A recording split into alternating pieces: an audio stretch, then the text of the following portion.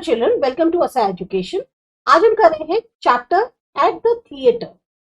ये आपका English first language का चैप्टर है, 8th क्लास जीएसईबी से। इस चैप्टर की जो भी एक्सरसाइज है वो हमने करने की कोशिश करी है। इसमें कुछ ऐसे क्वेश्चन है जो सेल्फ अटेम्प्ट है, जो आपको खुद ही करने होंगे। शुरुआत हम एक्टिविटी 3 से कर रहे हैं।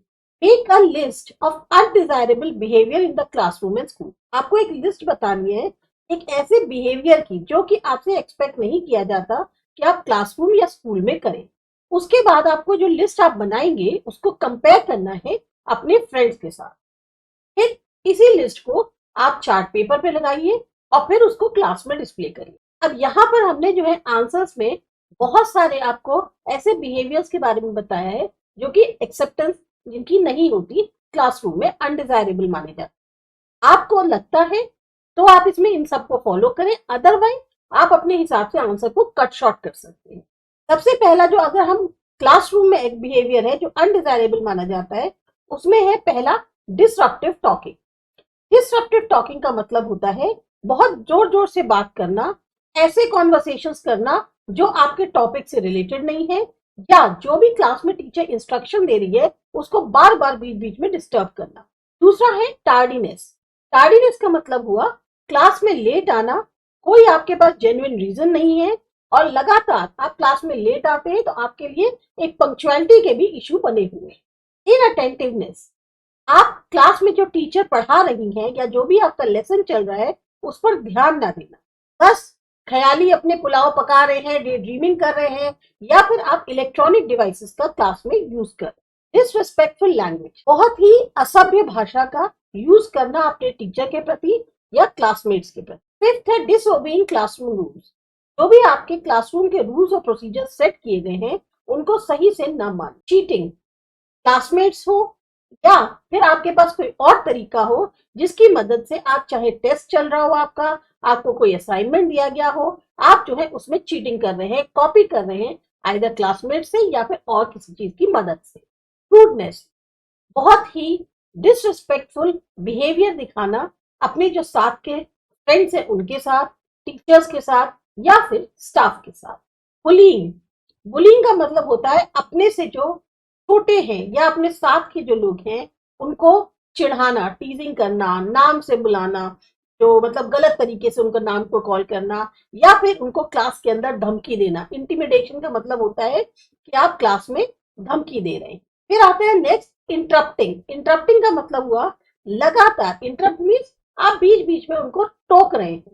तो लगातार टीचर को या और स्टूडेंट्स को जिस टाइम पे डिस्कशंस या लेसन्स चल रहे हैं उस टाइम पे आप टीचर को टोके, ये कहलाता है इंटरप्टिंग। फिर आता है रिफ्यूजिंग टू पार्टिसिपेट। अब आपको कोई भी क्लासरूम में पार्टिसिपेशन के लिए बोला जा रहा है, हिस्सा लेने को बोला जा रहा है, चाहे वो आपका क्लासरूम में कोई एक्टिविटी है, ग्रुप एक्टिविटी हो रही है या फिर असाइनमेंट हो रही है, ऐसे में आप उस चीज को अवॉइड कर रहे हैं।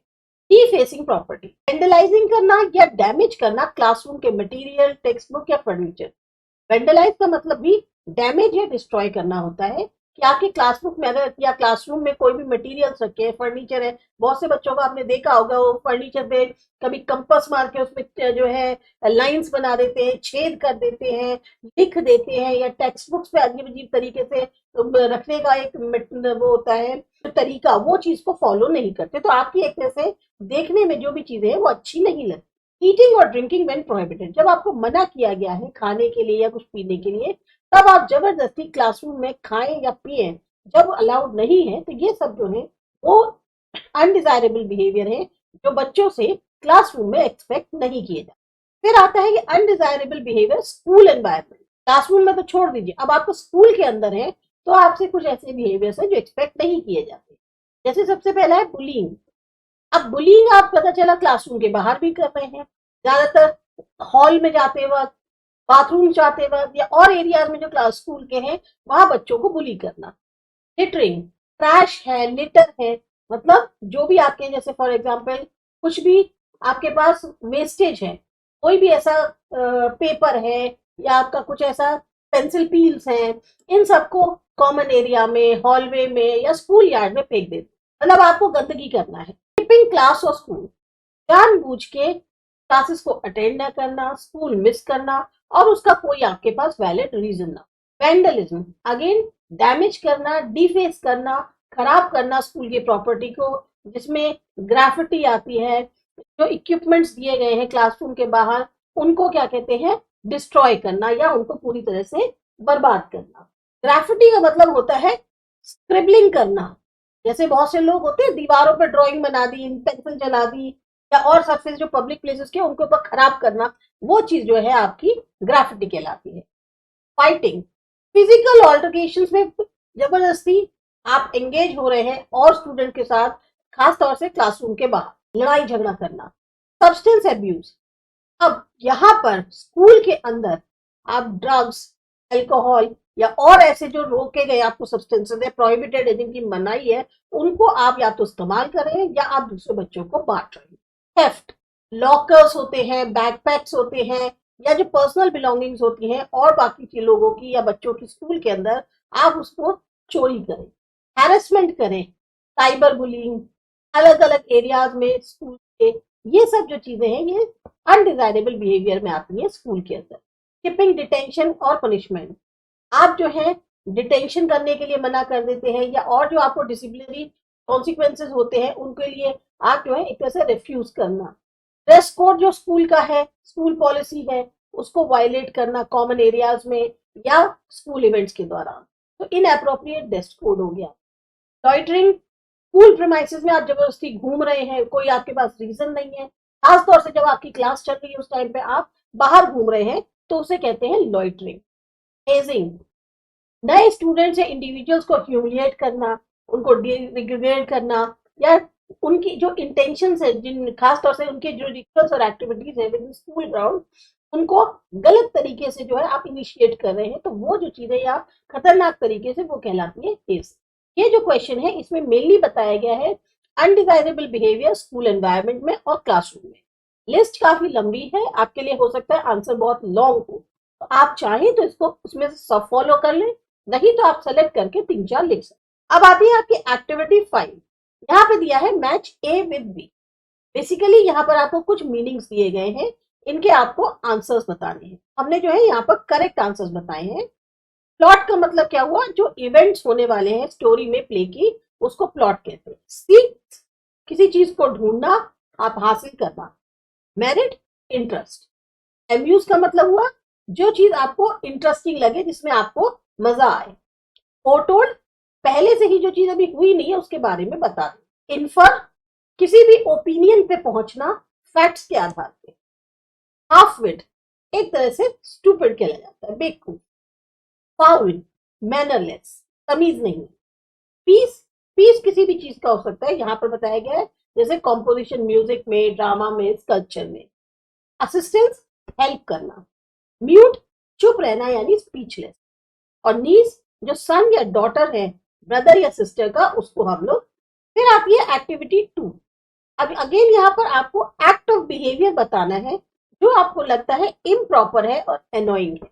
सबसे पहला है talking loudly in public spaces. आप जो है कहीं पर भी गए हैं, जैसे कि लाइब्रेरी है, थिएटर है, पब्लिक ट्रांसपोर्टेशन है, जहां उम्मीद की जाती है कि आप चुप रहे ताकि लोगों को और डिस्टर्ब ना हो, वहीं आप जोर जोर से बातें करके दूसरों को डिस्टर्ब करें। इंटरप्टिंग कन्वर्सेशंस, बीच बीच में अगर कोई दो लोग बात कर रहे हैं तो आप जो है उनकी बात काटे या बीच में बोलने लग जाए, जो कि बहुत ही ज्यादा रूड और डिसरिस्पेक्टफुल माना जाता है। एक्सेसिव सेलफोन यूज, लगातार आप मोबाइल पे क्या कहते हैं चेक कर रहे हैं, या आप मोबाइल का इस्तेमाल कर रहे हैं जिस टाइम पे आप किसी दूसरे के साथ फेस टू फेस बात कर रहे हैं, खाना खा रहे हैं, या फिर आपकी मीटिंग चल रही है। टेलगेटिंग व्हाइल ड्राइविंग, कोई ड्राइव कर रहा है, अब आप उसकी व्हीकल के बहुत ही पास आकर उसको फॉलो करना है, जो कि काफी खतरनाक हो सकता है और स्ट्रेसफुल भी रह सकता है, खासतौर से उसके लिए जो ड्राइवर है फ्रंट में जो चला रहा है, उसके लिए आप जो है काफी ज्यादा खतरा साबित हो सकता है। Public displays of affection, over intimate होना,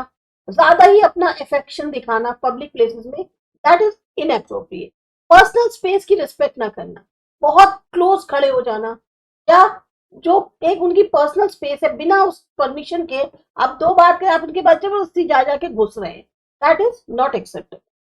लिटरेट, अगेन जो ट्रैश होता है, वेस्ट होता है, उसको डिस्पोज कर दिया पब्लिक एरियाज में, बजाय प्रॉपर बिन्स का इस्तेमाल करें। जोर जोर से बात करना स्पीकर फोन पे। आज स्पीकर फोन मोड लगा के पब्लिक प्लेसेस में, जहां पर आपकी जो प्राइवेट कॉन्वर्सेशन है वो दूसरे सुन पाए, तो इतनी जोर जोर से बोलना, ये जो चीज है गलत है। जो क्यू की लाइंस हैं उसको इग्नोर करना। अब सब लोग जो है क्यू या लाइन में खड़े हैं, आप बीच में जाके घुस जाएं या दूसरों की रिस्पेक्ट ना करते हुए आप कहीं भी खड़े हो जाएं, वो चीज एक्सेप्टेबल नहीं। म्यूजिक चलाना बिना हेडफोन्स के, आप म्यूजिक सुन रहे हैं, वीडियो देख रहे हैं बिना हेडफोन के एक ऐसे स्पेस में जैसे कि पब्लिक ट्रांसपोर्ट है या वेटिंग रूम्स है, ये जो बिहेवियर है ये बहुत ही इम्प्रॉपर माने जाते हैं, एनोइंग माने जाते हैं। क्योंकि इससे क्या होता है, जो शांति है, कंफर्ट है या कर्टसी है, जो कि आपसे एक्सपेक्ट करी जाती है सोशल सेटिंग्स पे, वो पूरी तरह से आप क्या कहते हैं उसमें बाधा डालते हैं। Again the list is very long, आपकी मर्जी है, आप चाहें तो सबको लिख सकते हैं, नहीं है तो आप इसमें से कुछ पॉइंट सेलेक्ट कर सकते हैं। नेक्स्ट आता है एक्टिविटी 6। अब यहाँ पे दिया हुआ है आंसर द फॉलोइंग क्वेश्चन। किस तरह का प्ले आपको लगता है कि पोएट जो है वो थिएटर में देख। अब क्योंकि पोयम जो है उसमें कहीं भी स्पेसिफिक डिटेल्स नहीं दिए गए हैं कि किस तरीके का प्ले देखा जा रहा है, तो हम ये सजेस्ट कर सकते हैं कि पोएट जो है वो एक ऐसा प्ले देख रहे थे जिसमें उनको बहुत ज्यादा अटेंशन जो है फोकस करने की जरूरत थी, बहुत ध्यान से देने की जरूरत थी। साथ ही साथ ऑडियंस जो है वो बिल्कुल शांत हो, तभी आप प्ले पर अटेंटिव हो पाएंगे। यहाँ पर जो इरिटेशन दिखाया गया है पोएट के द्वारा, वो ये बताता है कि वो जो है एक बहुत ही सीरियस या ड्रामेटिक प्ले देख रहे थे, जहाँ कंसंट्रेशन और इमर्शन की जरूरत थी, खास तौर से जिस टाइम पे परफॉर्मेंस हो है उसी। तो प्ले जो है वो किस तरीके का था, आपका ये आंसर लिख सकते हैं। कैसे पोएट को पता कि लेडी ने जो है पहले से ही प्ले देख लिया। अब पोएट ये बताते हैं कि जो लेडी उनके पीछे बैठी थी उन्होंने प्ले पहले से देख लिया था, क्योंकि उनके जिस तरह का बिहेवियर था, जिस तरह से कमेंट्स कर रही थी परफॉर्मेंस के दौरान, तो उससे लग रहा था कि इनने पहले से देख रखा। पोएट ने यह भी बताया कि किस तरह से जो लेडी है, वो जो भी एक्टर्स थे उनकी जो नेक्स्ट लाइन आने वाली थी या जो बोलने वाली थे वो एक्टर्स उनको पहले ही बता देती थी, यहाँ तक कि उनके साथ साथ उनके सेंटेंस फिनिश करने से पहले वो बोलने की कोशिश कर रही। तो इससे क्या पता चलता है कि जो भी प्ले का डायलॉग थे या प्लॉट था उससे वो काफी फेमिलियर थे। इनकी यही फेमिलियर सजेस्ट करती है कि उन्होंने जो है ये प्ले को पहले देख रखा था, क्योंकि उनके जो एक्शंस थे वो बताते हैं कि अब वो क्या उम्मीद कर रही है कि आगे क्या होने वाला है। पोएट जो है वो इतना ज्यादा भड़क क्यों गए, अनॉयड क्यों हो गए, उसके रीजन दे रहे हैं। तो पोएट जो है मेनली अनॉयड थे क्योंकि उनको डिस्टर्ब लग रही थी परफॉर्मेंस के दौरान। जो भी लाइंस थी, डायलॉग्स बोले जाने थे एक्टर्स के द्वारा, उसको पहले ही बोल देना और उनके खत्म करने से पहले फिनिश कर देना। जो एक थिएटर के एटिकेट्स होते हैं उसकी आप जो है एक तरह से मान रही रख रहे थे, आप डिसरेस्पेक्ट कर रहे थे।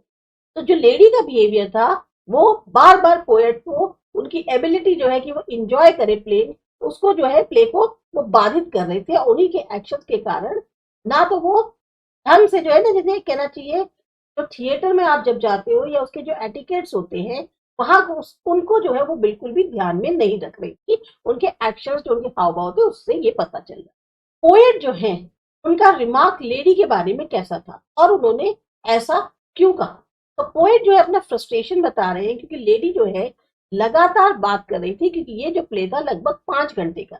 उन्होंने ये बताया कि बोलते ही जा रही थी, बोलते ही जा रही थी, और इस तरह से जो लोग हैं वो जो बहुत तेजी से बोलते हैं, जैसे कहते हैं 7 वर्ड्स पर मिनट के, उससे जो सामने वाला दूसरा प्ले देख रहा है वो उस प्ले को पूरी तरह से अप्रिशिएट नहीं कर पाता और एंगेज नहीं हो पाता प्ले में। पोएट की जो रिमार्क्स है वो उनके रिफ्लेक्शन को इसलिए भी बताते हैं क्योंकि वो जो है खाली डिस्ट्रप्टिव ही नहीं थी, बल्कि एक हिंड्रेंस के तौर पे भी थी, ताकि जो प्ले की ब्यूटी है पूरी एंटायर ऑडियंस के द्वारा उसको अप्रिशिएट भी ढंग से नहीं कर पा रहे। उनको मानना था कि उनकी वो जो लगातार बोलना था उससे वो कई बार जो है परफॉर्मेंस के जो महत्वपूर्ण पहलू थे उनको मिस कर जा रहे थे, जो कि खास तौर से चुपचाप और कंसंट्रेशन में ही उनके अप्रिशिएट किया जा सकता। पोएट ने जो है लेडी को 2 थिंग्स बताई प्लेनली, वो कौन सी थी आपको अपने शब्दों में लिखनी है। पहले तो उन्होंने कहा लेडी को कि भाई आप चुप हो जाइए परफॉर्मेंस के दौरान, खास तौर से उनको रिक्वेस्ट किया कि चुपचाप रहे और बातचीत ना करे, इससे प्ले में एक तरह से बात सुनने में दिक्कत आती। दूसरा उन्होंने सजेस्ट किया कि अगर आपने प्ले पहले से देख रखा है तो एटलीस्ट अदर्स जो हैं और लोग बैठे उनको एंजॉय करने दीजिए, बजाय आप अपनी कमेंट्री चलाने के, या आप जो डायलॉग्स है या एक्टर्स के जो भी लाइन्स है उसको पहले से बोल दें या उनके खत्म करने से पहले आप उसको खत्म करने की कोशिश करें। तो सिंपलर टर्म्स में कहा जाए कि पोएट जो है बहुत पोलाइटली लेकिन फर्मली लेडी से बोल रहे थे कि प्लीज बातचीत मत करिए और ऑडियंस को भी जो है उस प्ले को अनुभव करने दीजिए बिना आपके लगातार कमेंट्री और बाधाओं से या इंटरप्शंस। तो ये जो है आपके एक्सरसाइज का पहला पार्ट है। अब इसके बाद जो इसका दूसरा पार्ट है वो हम अगले वीडियो में करते हैं।